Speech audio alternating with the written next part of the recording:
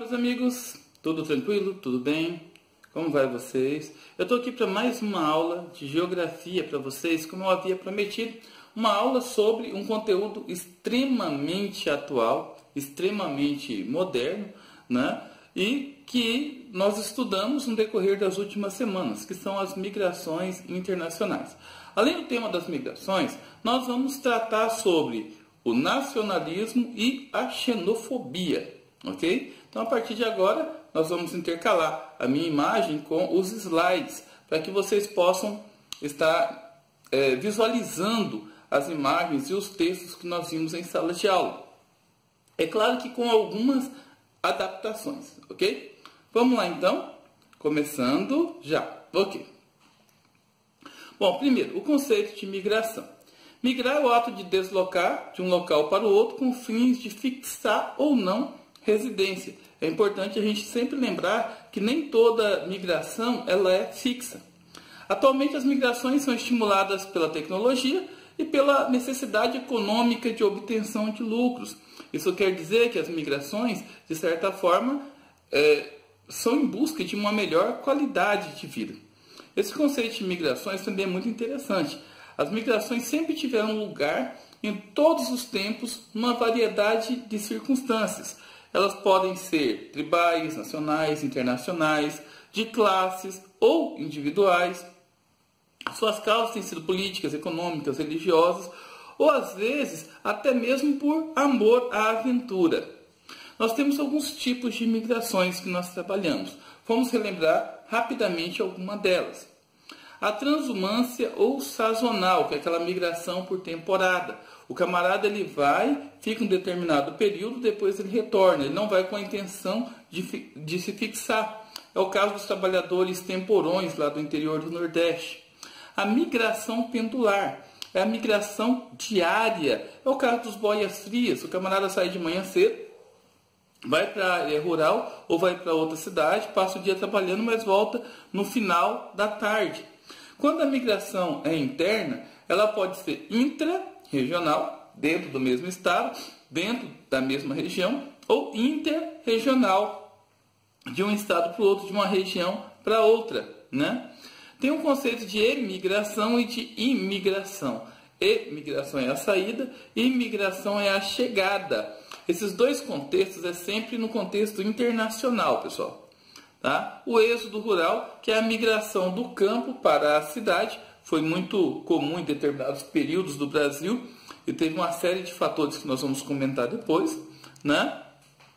E a migração de retorno, que estimulou movimentos como o movimento dos trabalhadores sem terra, a migração da cidade para o campo. Ok, isso aqui é muito importante. Quero que vocês prestem bastante atenção. Os períodos de fortes migrações no Brasil. Tá? Nós tivemos os períodos entre os anos de 1812 e 1930.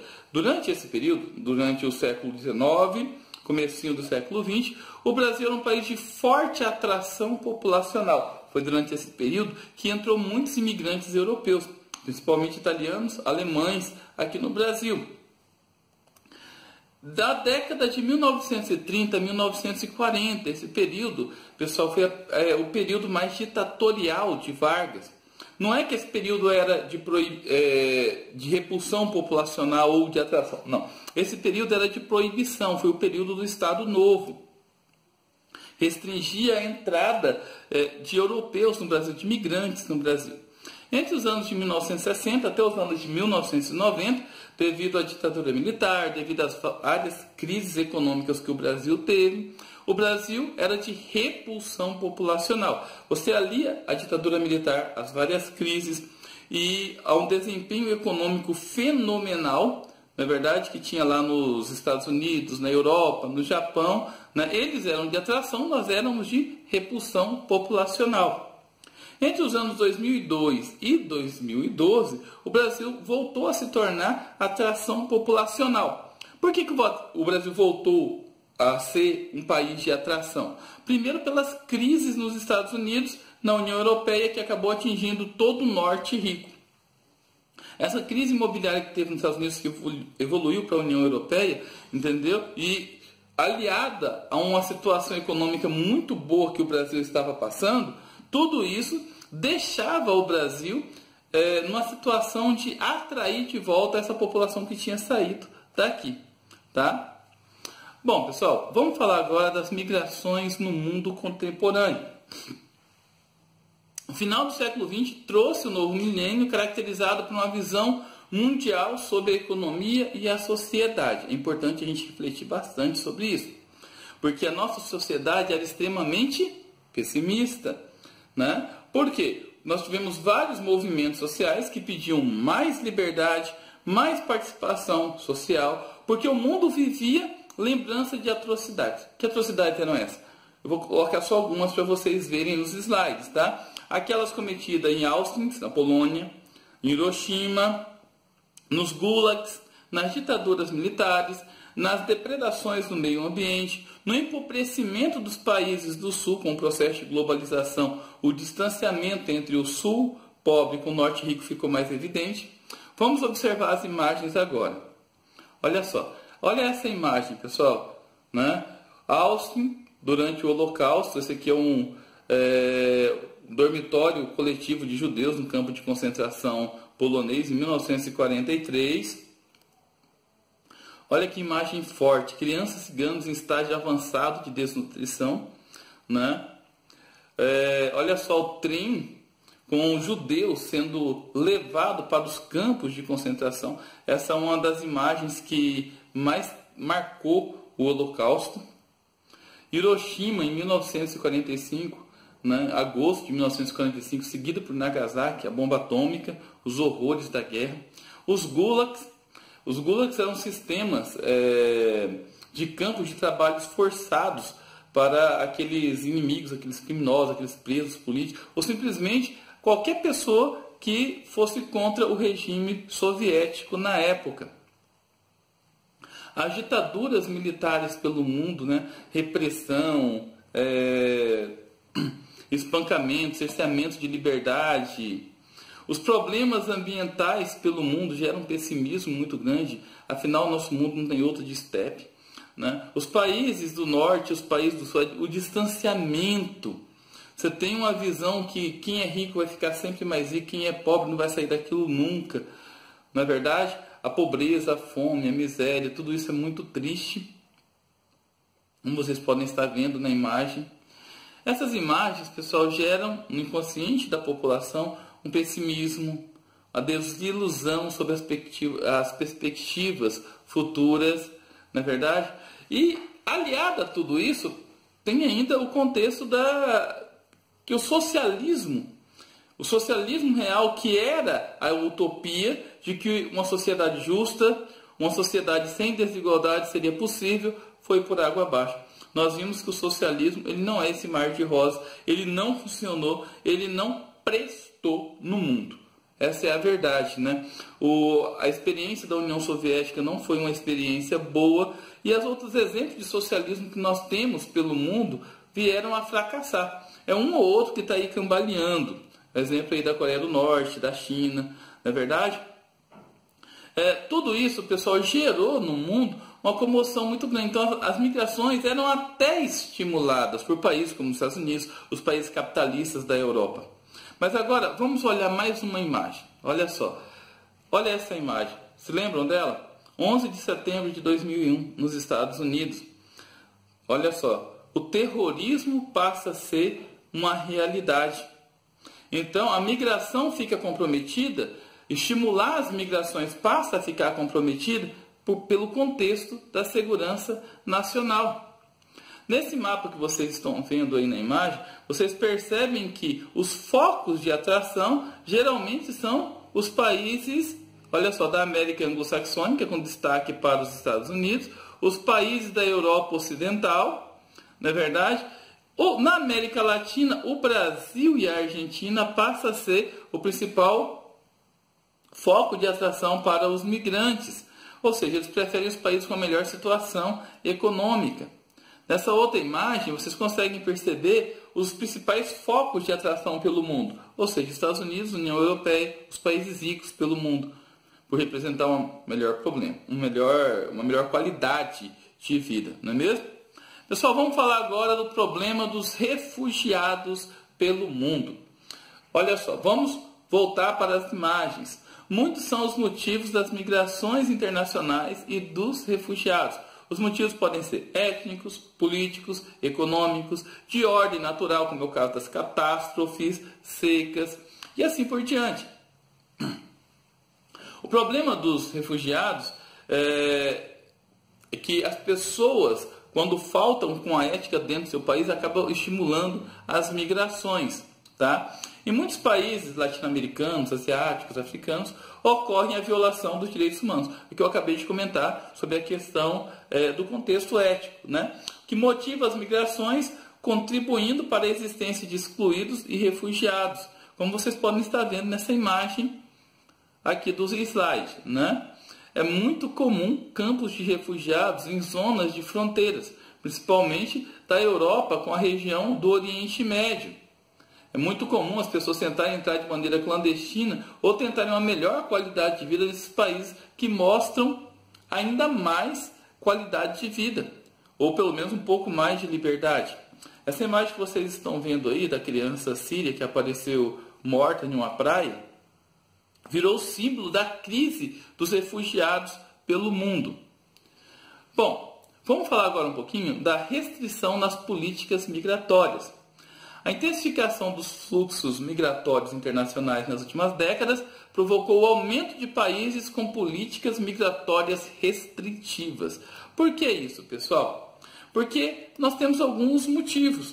Primeiro, o medo de uma onda migratória sem controle, risco de desemprego para a população local, perda da identidade nacional, o espectro do terrorismo. Só a Europa recebe cerca de 3 milhões de migrantes por ano, todo ano. Isso é bastante complicado, isso causa um certo medo à população. Vamos falar agora do tráfico humano e da migração clandestina. Olha só, por consequência das políticas migratórias, as migrações têm se tornado muito comum e também um grave problema para os países. Problema por quê? Os migrantes, quando eles chegam nos países, eles propõem a trabalhar, pelo menos na maioria das vezes. Na verdade, só que eles não podem ter sua carteira assinada, eles não podem ter assistência de saúde, eles não podem receber direitos, tudo isso com medo de serem descobertos e expulsos, deportados. Algumas migrações clandestinas são para fins de exploração sexual, trabalho ou serviços forçados, o caso da escravidão ou algo parecido com a escravidão, entendeu? E mais recente nós vimos alguns casos na imprensa, como aquela migração clandestina em que as pessoas, que foram principalmente crianças, né, tiveram seus órgãos removidos. Isso aconteceu no México recentemente, saiu aí nos meios de comunicação. Então, sempre quando nós falamos de migrações, o que nós conseguimos, né, perceber com isso? Que as migrações elas são sempre fontes de inovações e transformações. Elas podem gerar solidariedade, pode gerar discriminação, encontros, conflitos, acolhida, exclusão, diálogo ou fundamentalismo. Divide muito a opinião pelo mundo. Porque, por um lado, você tem um contexto humanitário. Poxa, eles estão passando por dificuldade, eles estão em conflitos étnicos, religiosos, estão matando todo mundo lá. A gente pode fazer alguma coisa para ajudar? Vamos ajudar. Mas, por outro lado, e a segurança nacional? E a perca da nossa identidade? A gente precisa analisar um pouco os dois lados da moeda.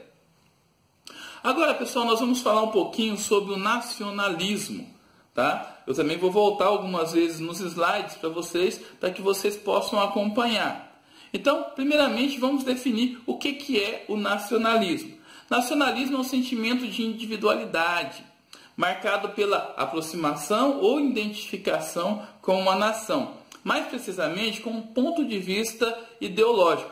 Nacionalismo é bem diferente de patriotismo. Patriotismo nada mais é que o amor aos símbolos do Estado, o amor à bandeira, ao hino nacional, ao brasão. Já o nacionalismo é a ideia revolucionária, contrária a todos os interesses que não sejam pertinentes ao Estado. Esse símbolo, o nacionalismo, ele nasceu ainda na Idade Média. E naquela época a ideia era realmente uma revolução contrária aos interesses dos nobres e também ao domínio da Igreja Católica. Vamos para as imagens agora. Exemplos de nacionalismo que marcaram o mundo. O nazismo, talvez o melhor exemplo. O fascismo, na Itália. O Estado Novo no Brasil, durante o governo de Vargas, durante a década de 1930. O socialismo soviético. Enfim, né? São exemplos que marcaram o mundo pela rigidez do nacionalismo e dos seus ideais. Pessoal, agora nós vamos falar um pouquinho sobre a xenofobia. Quando eu falo sobre a xenofobia, pessoal, eu falo de um nacionalismo exagerado. Um nacionalismo que repele os que se apresentam de maneira diferente, podendo assumir vários tipos de aversão. É também um termo usado para denominar um transtorno psiquiátrico que gera um medo excessivo, sem controle algum, ao que é desconhecido. Pode ser objeto, pode ser pessoa, só que é mais comum entre pessoas. Esse conceito é muito aplicado a qualquer tipo de discriminação de ordem racial, grupal, entende-se grupos minoritários, né? Negros, homossexuais, ou cultural. Nas imagens que vocês vão ver a partir de agora, vocês vão ver alguns exemplos de imagens que marcam a xenofobia pelo mundo. Essa cerca que vocês estão vendo aí está entre o México e os Estados Unidos. Tá? O muro ainda não foi construído, tem um projeto de construção de um muro, entendeu? Entre o México e os Estados Unidos. O muro na cidade de Ceuta, na Espanha. Se vocês observarem na imagem, olha só aqui embaixo, pessoal. Ceuta é a cidade que está mais próxima de Marrocos. Essa região que vocês estão vendo aqui no cantinho, tá? É o Estreito de Gibraltar. Está a apenas 14 quilômetros de Marrocos até a Espanha. Tem casos de pessoas que estavam fugindo da África que passaram a nado para a Europa.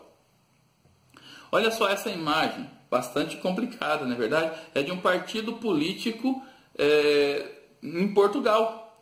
Olha só o que eles falam sobre as migrações. Será que é xenofóbico isso daí? Não é verdade? Deem uma analisada para vocês verem, né? Então, pessoal, na xenofobia, aos imigrantes é atribuída a culpa pelo aumento do desemprego, pelo aumento da criminalidade, da prostituição, do tráfico de drogas. O alvo nem sempre são os negros, como a gente normalmente nós pensamos, né? Ou os judeus, ou os homossexuais, mas sim todos os povos do sul pobre, tá? Pode ser os latinos, hispânicos e assim por diante. Bom, pessoal, é isso aí. Espero que vocês tenham curtido a nossa aula. Chegamos ao final dela. Procurei abranger de uma maneira bastante geral esse contexto que são as migrações internacionais, o nacionalismo e a xenofobia. Fiquem com Deus, estudem, não se esqueçam de estudar para o Enem, de ler bastante sobre o assunto, de ficar antenado nas redes sociais, nos noticiários sobre esse contexto da xenofobia, porque está bombando aí nos jornais, entendeu? Fiquem com Deus, pessoal, e até a próxima. Valeu!